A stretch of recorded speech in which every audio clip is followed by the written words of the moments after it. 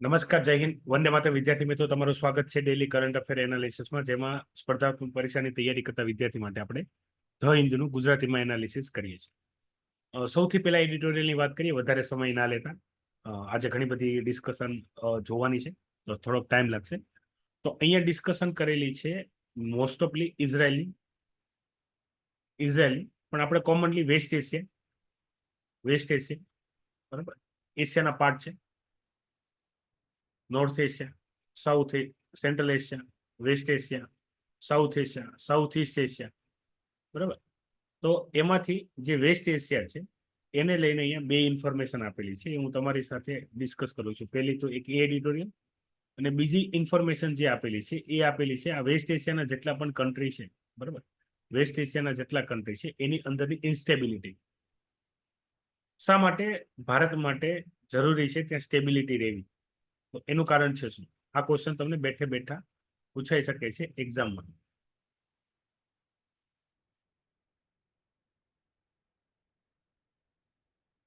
તો અહીંયા એક તો સૌથી પહેલા એ સમજો કયા કયા દેશ વચ્ચે પ્રોબ્લેમ ચાલી રહી છે વેસ્ટ એશિયામાં. તો લગભગ વેસ્ટ એશિયાના જેટલા પણ કન્ટ્રી એની આપણે વાત કરીએ, એમાં ઇઝરાયલ અને ઈરાનને પ્રોબ્લેમ ચાલે છે. ઇઝરાયલ અને પેલેસ્ટાઇન, બરાબર, એને બંનેને ચાલે છે. મેનલી અત્યારે જે ડિસ્ટર્બિંગ એરિયા છે આ છે. આની સિવાય ઓમાન, લિબિયા, સિરિયા, આ બધામાં સિવિલ વોર વાળી કન્ડિશન છે, ઇકોનોમિકલ ઇન્સ્ટેબિલિટી છે. તો આના લીધે જે વેસ્ટ એશિયામાં આપણી જે કનેક્ટિવિટી છે એને ઇસ્યુ થશે. સીધી આ ઇન્સ્ટેબિલિટી ઇફેક્ટ ક્યાં કરશે? તો ભારતની, બરાબર, રેમિટન્સ ઇન્કમ કેટલી છે વેસ્ટ એશિયાની આપણે વાત કરીએ તો? ઓનલી વેસ્ટ એશિયા તો $40 બિલિયન છે. $40 બિલિયન. હવે રેમિટન્સ શું છે એ ધ્યાનથી સમજો. તો ભારતમાંથી જે પણ લોકો મજૂરી કે અન્ય કોઈ પણ કામ કરવા માટે વેસ્ટ એશિયાના જે પણ કન્ટ્રી છે ત્યાં કામ કરવા ગયા હોય અને ઘરે જે પૈસા મોકલતા હોય એને કહેવાય રેમિટન્સ ઇન્કમ. તો $40 બિલિયન રેમિટન્સ ઇન્કમ છે, બરાબર. It is not a small amount. બીજું I2U2, બરાબર, જેને આપણે ક્વોડ 2.0 તરીકે ઓળખીએ છીએ. યુપીએસસીમાં ક્વોડ 2.0 ને લઈને પણ ક્વેશ્ચન બની શકે છે, જેમાં ઇન્ડિયા, ઇઝરાયલ, યુએઈ અને યુએસ એ બધા સાથે આવીને કામ કરે છે. ઇઝરાયલને વેસ્ટ એશિયાના ઘણા બધા કન્ટ્રી સાથે મતભેદ હતો વૈચારિક, પણ હાલમાં બધાને ખ્યાલ ઇનોવેશનના મામલામાં, ટેકનોલોજીના કેસમાં ઇઝરાયલ સૌથી એડવાન્સ છે. અને વેસ્ટ એશિયાના જેટલા પણ કન્ટ્રી છે એ બધા કન્ટ્રીની જીડીપી એક જ વસ્તુ પર ડિપેન્ડ છે, એ છે ક્રૂડ ઓઇલ. ભવિષ્યમાં આફ્ટર 2030 ક્રૂડ ઓઇલની ડિમાન્ડ ધીરે ધીરે વૈશ્વિક લેવલે ઘટવા લાગશે, જેટલા લોકો રિન્યુએબલ એનર્જી ઉપર શિફ્ટ થશે. તો એવામાં યુએઈ, બરાબર, યુનાઇટેડ આરબ અમીરાત છે, એ આ વસ્તુને ઓબ્ઝર્વ કરે છે અને ઈચ્છે છે કે એની જે જીડીપી છે એ ડાયવર્સિફાઈડ થાય. એટલે એને જરૂર છે ઇઝરાયલ, યુએસ અને ઇન્ડિયાના સપોર્ટની. તો એના માટે I2U2 બનેલું છે. પછી જે લેટેસ્ટ ઇન્ફોર્મેશન છે એ છે India middle East Europe economic corridor. આના ઉપર આપણે કરંટ અફેરમાં ડિટેલ ડિસ્કશન કરી ચૂક્યા છીએ.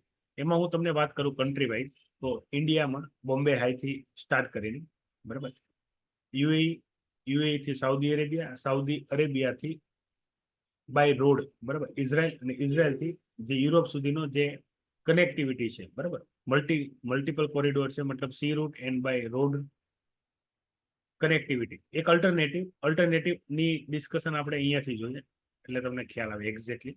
અને નીચે પણ સેમ વસ્તુ આપેલ છે, હાઈ સી, બરાબર. હાઈ સી માટે ઇન્ફોર્મેશન આપેલી છે. હાઈ સી અહીંયા વાત કરી છે રેડ સી અને સ્ટેટ ઓફ હોર્મુઝ, બરાબર. તો એ પણ વસ્તુ તમે મેપમાં જોઈ લો એટલે ખ્યાલ આવે. અહીંયા જ્યારે પણ કોઈ પણ ન્યૂઝ આવશે, બરાબર, એની સાથે જે પણ લોકેશન હશે એ તમારે મેપ સાથે શું કરવાના, તૈયાર કરી લેવાના. તો અહીંયા સૌથી પહેલા ઇન્ડિયા આવશે, પછી આવશે પાકિસ્તાન, પાકિસ્તાનની બાજુમાં છે ઈરાન, બરાબર. તો આ છે સ્ટેટ ઓફ હોર્મુઝ, બરાબર, આ છે સ્ટેટ ઓફ હોર્મુઝ, આ છે રેડ સી. તો ઇન્ડિયાથી જે બોમ્બે હાઈ છે, બરાબર, ઇન્ડિયાથી આપણે જે અહીંયા બોમ્બે હાઈ લઈએ તો અહીંયાથી યુએઈ થી સાઉદી અરેબિયા, અને અહીંયાથી આગળ વધીને ઈરાન થઈને ઇઝરાયલ થઈને જે યુરોપ સાથે છે આપણે એક અલ્ટરનેટિવ રૂટ ડેવલપ કરીએ છીએ. એનું કારણ મુખ્ય શું છે કે ભાઈ રેડ સી છે, બરાબર, રેડ સી છે અને અરેબિયન સી છે, ત્યાં પાયરેટ્સ એક્ટિવિટી બહુ વધી ગઈ છે. પાયરેટ્સ એક્ટિવિટી મતલબમાં લૂંટફાટ વાળી, ચોરી વાળી. બરાબર. તમે જો પાયરેટ્સ ઓફ કેરેબિયન તમે જોયું હોય તો એમાં સેમ વસ્તુ આપે કે ભાઈ અહીંયાથી જે પણ છે બરાબર, ઇન્ટરનેશનલ રૂટમાં સૌથી બિઝીએસ્ટ રૂટ એ છે આ રેડ સી સુએજ કેનાલ વાળો રૂટ છે બરાબર. તો આની ઉપર ડિપેન્ડન્સી છે બધાની. તો એક અલ્ટરનેટિવ રૂટ આપણે ડેવલપ કરીએ છીએ બરાબર, India middle East Europe corridor, કે જેને લીધે આપણું કનેક્ટિવિટી પણ થઈ જાય, માલ સામાનની હેરફેર થઈ જાય અને ઓછા ટાઈમમાં બરાબર. કારણ કે આમાં બધી કનેક્ટિવિટી છે. આમાં અહીંયાથી એટલામાં જવામાં ટાઈમ લાગશે પણ આ ફાસ્ટ થશે બરાબર, ફાસ્ટ થશે, ડિલિવરિંગ થશે, કનેક્ટિવિટી થશે. એક અલ્ટરનેટિવ રૂટ તરીકે સુએઝ કેનાલને લઈને જે સેનાઈ પેનિન્સ્યુલા છે ઇજિપ્ત બરાબર, એને લઈને પણ શું છે પ્રોબ્લેમ થઈ શકે છે. તો એને અહીંયા ટાર્ગેટ કરવાની વાત કરેલી છે. તો જેટલું વેસ્ટ એશિયા સ્ટેબલ હશે એટલું ભારતને બેનિફિટ થશે. ભારતને હાલમાં એક્સપોર્ટમાં વધારો થઈ શકે છે જો વેસ્ટ એશિયા વાળું જે ટેન્શન છે એ ઘટે તો બરાબર. બાકી જે આપણે આ એડિટોરિયલમાં ડિસ્કશન જે છે એ સુરતના બીજેપી કેન્ડિડેટની છે, એ આપણે નીચે ડિસ્કશન કરશું. આખો ઇસ્યુ છે શું, મતલબ સુરતમાં અમારે કોઈને વોટ આપવાના નથી, કારણ કે લોકસભા ઇલેક્શનમાં વોટિંગ જ નહીં, નિર્દલીય ચૂલા. પછી જે છે હીટવેવને ધ્યાનમાં રાખીને, હીટવેવ્સને ધ્યાનમાં રાખીને જે વોટર હોય બરાબર એને કોઈ પ્રોબ્લેમ ના થાય એવી રીતે અરેન્જમેન્ટ કરવાની વાત છે. હવે અહીંયા સ્વચ્છ ભારત મિશનને લઈને વાત કરી છે. સ્વચ્છ ભારત મિશનની આની પહેલા ડિટેલ ડિસ્કશન આપણે ઓલરેડી કરંટ અફેરમાં જોઈ ગયા છે. સ્વચ્છ ભારત મિશન 2.0 બરાબર, જેમાં ગ્રામીણ અને શહેરી સ્વચ્છતાને પ્રાવધાન આપેલું હતું. હવે અહીંયા જે સ્વચ્છ ભારત મિશન હતી એની ખામીઓની વાત કરી છે. પહેલી ખામી છે એ છે ડેફિકેશન ફ્રી બરાબર, ઓપન ડેફિકેશન ફ્રી ભારત જે કરવાનું હતું એ સરકારે તો જાહેર કરી દીધું છે, પણ ગવર્મેન્ટના ડેટા અનુસાર હજી આપણે એ વસ્તુ હાંસલ કરી નથી. મતલબ બે ક્વેશ્ચન છે. બીજું, સ્વચ્છ ભારત મિશનમાં આની સિવાયના પણ જે દાવા છે, દાવામાં જે કોમ્પ્ટ્રોલર અને ઓડિટોરલ જનરલ છે બરાબર, કાગના પદની ચર્ચા આપણે પોલિટીમાં બેઝિકલી આપણે જોઈ છે કે ભાઈ સરકાર દ્વારા જે પણ કોઈ યોજનામાં કોઈ પણ વસ્તુ ખર્ચ કરવામાં આવે, જે કહ્યું હોય સરકારે બજેટની અંદર, તો એની અંદર એ બજેટમાં પૈસા જે જગ્યાએ ખર્ચ કરવામાં આવ્યા છે એ બરાબર યુઝ થયા છે કે નહીં, બરાબર યુઝ થયા છે કે નહીં, એનું ચેક અને એના પૈસાનો ખર્ચ અને એનું રિઝલ્ટની તપાસ કાગ કરે બરાબર, કોમ્પ્ટ્રોલર ઓડિટોરલ જનરલ કરે. જે રિપોર્ટ એ પ્રેસિડેન્ટ થ્રુ પાર્લામેન્ટની અંદર રજૂ કરવાનું.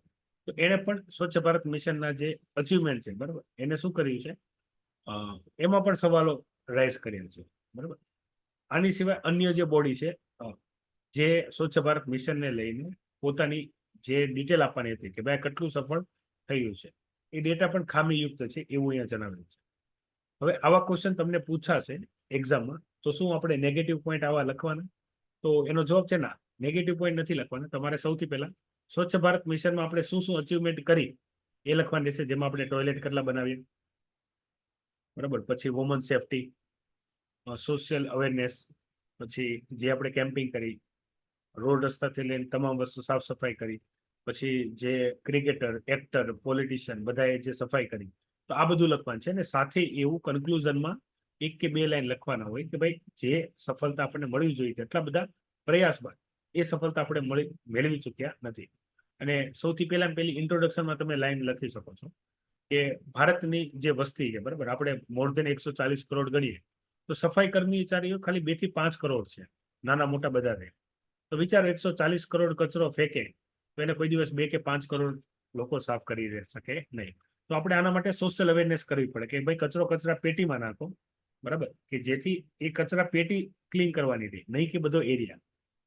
ખાસ કરીને ગુજરાતમાં બરાબર, પાન મસાલો ખાઈને બધે જ્યાં થૂકતા હોય અને બધા રોડ રસ્તા લાલ કરેલા હોય. National Clean Air Programme, UPSC environment અને પોલિટી બંને માટે most timely topic. Already question મેન્સમાં પૂછાઈ ગયા છે બરાબર, અને હવે પૂછાય તો કઈ નવાઈ નહીં, રિપીટેડ ક્વેશ્ચન થશે. આના માટે જે તમે જાણો છો દિલ્હી જેટલા પણ મેટ્રો સિટી છે બરાબર, દિલ્હી છે, પુણે છે, મુંબઈ છે, આ બધાની અંદર બરાબર જે કોસ્ટલ રિજનમાં નથી, ખાસ કરીને દિલ્હી, સ્ટબલ બર્નિંગ, પછી જે વ્હીકલ પોલ્યુશન છે, તો એર ક્વોલિટી ખૂબ ખરાબ છે. એર ક્વોલિટી માટે અલગ અલગ ઇન્ડેક્સ, એર ક્વોલિટી ઇન્ડેક્સ બહાર પાડેલો છે, જેના આધારે માહિતી મેળવી શકે દરેક સિટીઝન કે ભાઈ એર કેટલી ખરાબ છે. હવે આના માટે એક પ્રોગ્રામ બનાવેલો હતો, નેશનલ ક્લીન એર પ્રોગ્રામ. આ આખો પ્રોગ્રામ અને પોલિસી એ આવશે એન્વાયરમેન્ટ એન્ડ ઇકોલોજીની, જેમાં પર્ટિક્યુલર મેટર PM બરાબર 2.5 અને 10 નું જે લેવલ છે બરાબર એ કંટ્રોલ રાખવાનું છે, જે રેસ્પિરેટરી પ્રોબ્લેમ ક્રિએટ કરી શકે છે. અને આની સિવાયના પણ એર ક્વોલિટી ઇન્ડેક્સની અંદર ટોટલ 8 એલિમેન્ટ, 8 અને 10 એલિમેન્ટ છે બરાબર, PM 2.5 અને 10 ને જોડીને. તો આને આપણે શું કરવાનું છે, લિમિટની અંદર રાખવાના છે બરાબર.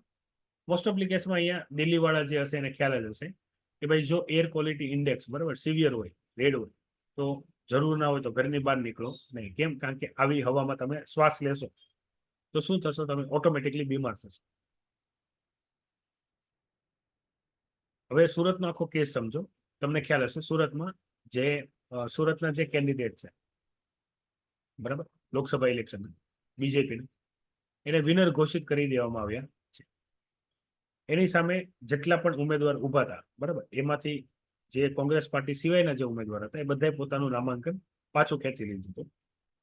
અને જે કોંગ્રેસ પાર્ટીના ઉમેદવાર હતા બરાબર, કુંભાણી, નિલેશ કુંભાણી, તો એમનું ફોર્મ રિજેક્ટ થયું હતું. રિજેક્ટ થવાનું જે બેઝિક કારણ હતું, મોસ્ટ ઓફલી કેસમાં જે ફોર્મ હોય છે એ રિજેક્ટ કરવામાં આવતા નથી હોતા કોઈ વેલિડ રીઝન વગર. બહુ વેલિડ રીઝન ના હોય તો જે રિટર્નિંગ ઓફિસર હોય બરાબર, રિટર્નિંગ ઓફિસર મતલબ કલેક્ટર હશે, સુરત સિટીના જે કલેક્ટર હોય એ રિટર્નિંગ ઓફિસર, ઇલેક્શનમાં એ રિટર્નિંગ ઓફિસર તરીકે ફરજ બજાવતા હોય. તો એને એનું ફોર્મ રિજેક્ટ કરી દીધું. રિજેક્ટ કરવાનું જે મુખ્ય કારણ હતું એવું હતું, બીજેપી પાર્ટી મતલબ ઓપોઝિશને એવું એફિડેવિટ રજૂ કર્યું હતું કે ભાઈ જે નિલેશ કુંભાણી છે એને જે ફોર્મ ભરેલ છે એમાં એના પોતાના સિગ્નેચર નથી બરાબર, મતલબ એની સહી પોતાની નથી, સાઇન એને નથી કરી, બીજાએ કરી છે. તો આ એક બહુ વેલિડ રીઝન છે બરાબર. Section 36 representation of people act 1951 અંતર્ગત ફોર્મ રિજેક્ટ કરવા માટે. હવે રિજેક્ટ કરવાનું મળતાની સાથે જે રિટર્નિંગ ઓફિસર હોય એ ડાયરેક્ટ રિજેક્ટ ન કરી શકે, એટલે એને જાણ કરવા કહ્યું કુંભાણી સાહેબ બરાબર. તો કુંભાણી સાહેબ અને એના જે સપોર્ટર હતા બરાબર, એ બધાને હાજર થવા કીધું અને આની સ્પષ્ટતા માંગી. પણ સ્પષ્ટતા આપવા માટે કોઈ હાજર ના થયું. એનો કુંભાણી સાહેબનો ફોન બંધ આવતો હતો બરાબર. અને ફાઇનલી એના નામને રદ કરવામાં આવ્યું. અને બીજેપીના જે કેન્ડિડેટ છે, એટલે આમાં અમારે આ વખતે વોટ આપવાનો નથી આ લોકસભા ઇલેક્શનમાં. હવે આગલી લોકસભા ઇલેક્શનમાં રાહ જોવાની રહેશે. તો બીજેપીના ઉમેદવારને કોઈ સામે કોઈ ઊભા ના રહેવાની કન્ડિશનમાં વિનર જાહેર કરી દીધા છે એક તરફા. હવે અહીંયા યાદ રાખજો, આ આખી મેં તમને ઘટના કીધી જે ઘટના થઈ છે. હવે અહીંયા સવાલ ઉઠે છે કુંભાણી સાહેબ ઉપર બરાબર, કુંભાણી સાહેબ ઉપર. માની લો કુંભાણી સાહેબ નિર્દોષ હોય, હવે અહીંયા કરપ્શનનો ફેક્ટર સમજો, એ પોતે નિર્દોષ હોય તો કોઈ પણ વ્યક્તિ જે લોકસભા ઇલેક્શનમાં જેને નેશનલ પાર્ટી દ્વારા સીટ મળેલી હોય અને એ ઉમેદવાર પોતાની સફાઈમાં હાજર ન થાય, એ તો શક્ય નથી. મોબાઈલ બંધ અને હાજર નતા થતા અને એના સમર્થકે કોઈ હાજર થતા હતા નહીં. તો કંઈક ને કંઈક એને પૈસા કે અન્ય કોઈ પણ બાબતથી બરાબર કોમ્પ્રોમાઇઝ કરેલું હશે, એ સાબિત થાય છે. બીજું, માનો કે આ નોર્મલ પ્રોસિજર હોત, મતલબ ફોર્મ રિજેક્ટ ના થયું હોત અને એ પોતાનું નામ ખેંચી લે, તો કોંગ્રેસ પાર્ટી પાસે ચાન્સ રહે કે એના બીજા ઉમેદવારને ઉભા રાખે, સુરેશ પડસાલા બરાબર, જે ઇલેક્શન લડત, તો એટલીસ્ટ વોટિંગ થાય.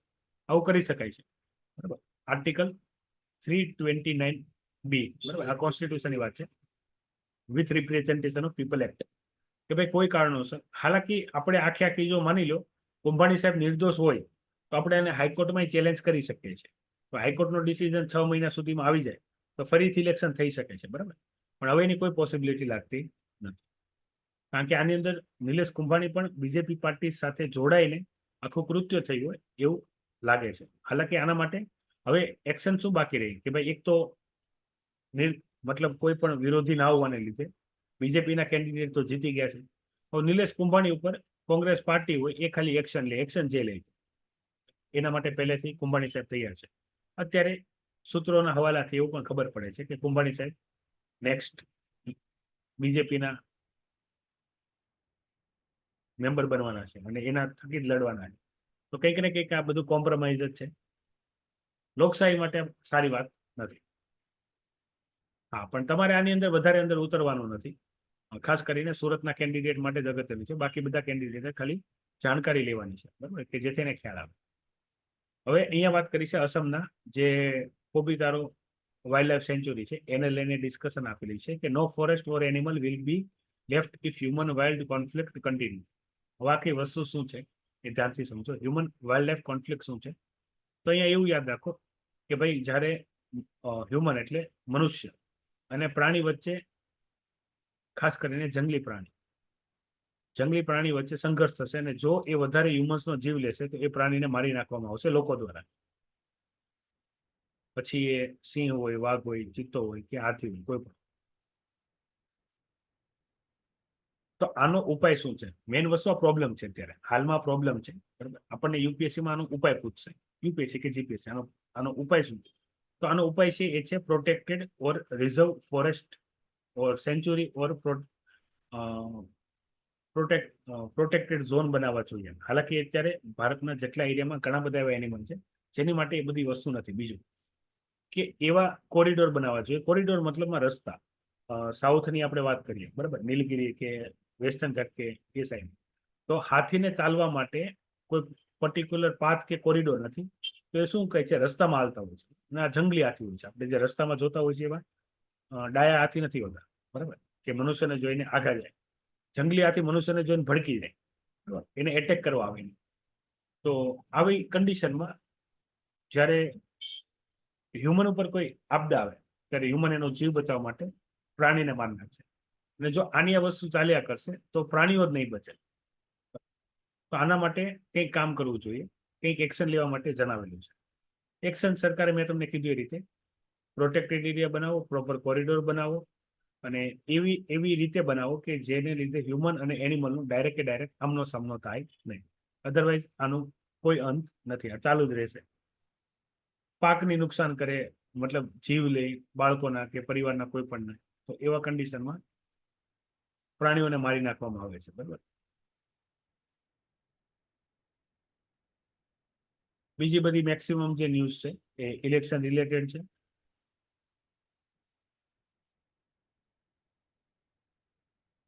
ઇઝરાયલ ગાઝા વાળી ડિસ્કશન છે, બરાબર. અહીંયા એક યાદ રાખજો, યુએસએ યુક્રેનને ATACMS મિસાઇલ આપી છે, બરાબર. આ એક તમે નોટ કરી શકો છો. આ GS પેપર 2 માટે અને ફિલિમ્સ માટે અગત્યનું છે. ફિલિમ્સમાં પૂછાશે ATACMS, બરાબર. આ છે શું? તો આ એક બેલેસ્ટિક મિસાઇલ છે જે અમેરિકાએ ડેવલપ કરી છે અને અમેરિકાએ યુક્રેનને આપી છે, બરાબર, રશિયા સામે લડવા માટે. તો આવી ઘણી વખત આવા જે ટર્મિનોલોજી વાળા જે બાબત હોય છે એ સીધા પૂછાઈ જતા હોય છે, બરાબર. અને ઇઝરાયલ અને પેલેસ્ટાઇનને શા માટે ટેન્શન છે એ આપણે ઓલરેડી પ્રીવિયસ જે ડિસ્કશન જોઈ ચૂક્યા છીએ, બરાબર. એની અંદર એનું ડિસ્કશન આપણે આપેલું છે. અહીંયા સુધીના ટોપિકમાં કોઈ ડાઉટ હોય તો જણાવો. સુરતનો લોકસભા વાળો જે મુદ્દો છે, બરાબર, એમાં ક્લેરિટી આવી ગઈ? આખો ઇન્સિડન્ટ શું થયો હતો? કોઈ ડાઉટ, કોઈ ક્વેશ્ચન હોય તો જણાવો, નહીં તો લેક્ચરને વિરામ આપીએ. જય હિન્દ, વંદે માતરમ.